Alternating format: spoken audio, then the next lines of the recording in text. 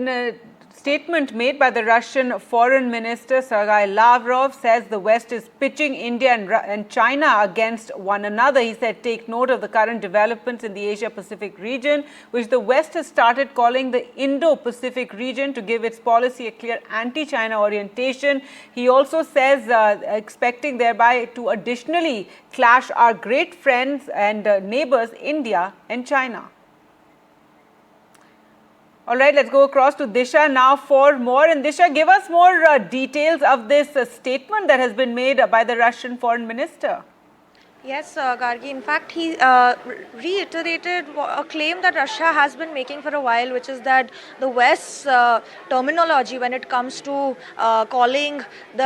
naming it Indo-Pacific is clearly anti-China, and the fact that they use these kind of terminology to create divisions between Russia, China, and in fact, in this statement, he's even said between India and China and Russia. So, really reiterating what has been a Russian claim for a very long time. And in fact, just to give our viewers some context as to why this statement is significant, India is part of the Quad alliance, which is between the United States, India, Australia and Japan, and has been often termed as a anti-China alliance, a security alliance. So Russia has been vehemently against Quad, and Russian Foreign Minister Sergei Lavrov has repeatedly made statements targeting Quad and its objective.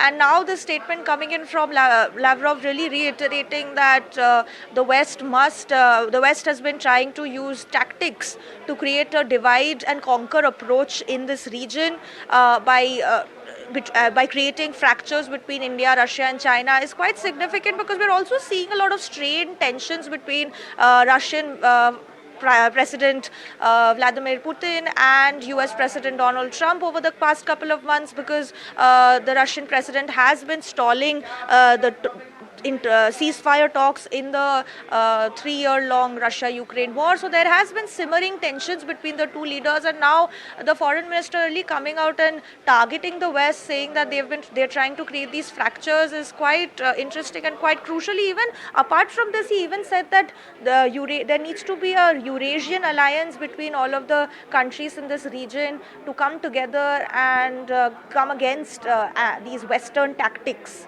So, That's right. Interesting statement.